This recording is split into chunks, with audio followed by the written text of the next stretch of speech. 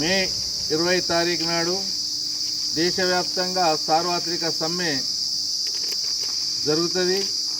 దానికి ఇవాళ భారతదేశంలో ఉన్నటువంటి అన్ని కార్మిక సంఘాలు ఆ సమ్మెను జయప్రదం చేయడానికి వివిధ రూపాలలో ప్రయత్నాలు కొనసాగుతూ ఉన్నాయి. ఎందుకు ఆ సమ్మె చేయాల్సిన పరిస్థితి వస్తున్నదంటే 1886 మే 1వ తారీఖు నాడు అమెరికా నగరంలో చికాగోలో చేసిన పోరాట ఫలితంగా ప్రపంచవ్యాప్తంగా 8 గంటల పనిదినం అమలైంది. ఆ చట్టాన్ని ఇవాళ అతిక్రమించి గుజరాత్లో పుట్టి పెరిగినటువంటి నరేంద్ర మోడీ మన ప్రధాని వాళ్ళ రాష్ట్రంలో ఉన్నటువంటి కొన్ని ఫ్యాక్టరీలలో 10 గంటలు 12 గంటలు పని విధానం అనేది అగ్రిమెంట్లు చేస్తూ ఉన్నారు. మరి ఈయన చోటోడు ముందట శంఖమూదినట్లుగా చూసి చూడనట్లుగా వ్యవహరించడం అనేది కార్మిక వ్యతిరేకం. అదే కాకుండా కార్మికుల కోసము తాను చేసినటువంటిది ఏమీ లేదు. కార్మికులు అనేక సంవత్సరాల నుంచి కొట్లాడి అనేక చట్టాలని తీసుకొచ్చుకున్న తర్వాత 44 చట్టాలని సాధించుకున్న తర్వాత వాటితో ఎంతో కొంత బాగుపడుతున్నటువంటి స్థితిలో ఈ దేశంలో 47 కోట్ల కార్మికులు ఉన్నప్పటికీ అది 7 కోట్ల కార్మికులకు మాత్రమే నామమాత్రపు చట్టాలు అమలవుతున్నాయి. వాటిని కూడా అమలు కాకుండా చేసే విధానం ఇవాళ పార్లమెంట్లో పెట్టి రద్దు చేయడం అనేది జరిగింది.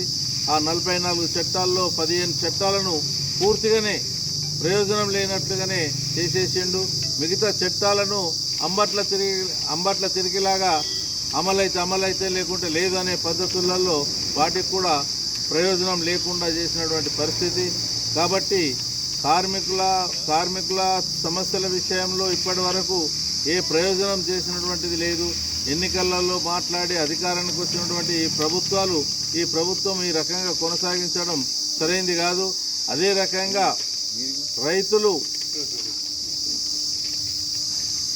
కరోనాను కూడా లెక్క చేయకుండా రైతుల వ్యతిరేక చట్టాల మీద రద్దు చేయాలని చెప్పేసి పోరాటం చేస్తే 750 మంది చనిపోయినా వాళ్ళు భయపడకుండా వాటిని రద్దు చేసే వరకు మా పోరాటం కొనసాగిస్తామని కొనసాగిస్తే నామమాత్రంగా వాటిని రద్దు చేస్తున్నా అని చెప్పేసిండు.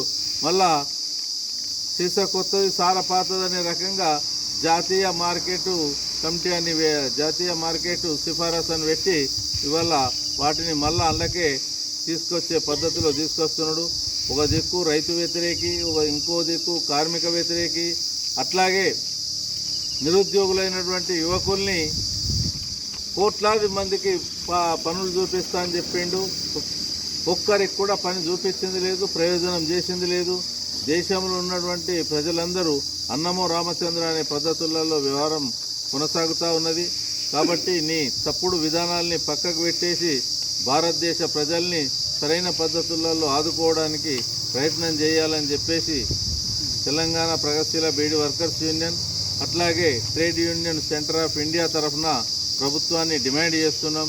లేకపోతే భవిష్యత్తులో పెద్ద మొత్తంలో మీ పదవులు పోయేంత పోరాటాన్ని కూడా కొనసాగించాల్సి వస్తుందని చెప్పేసి తెలియజేస్తున్నాం.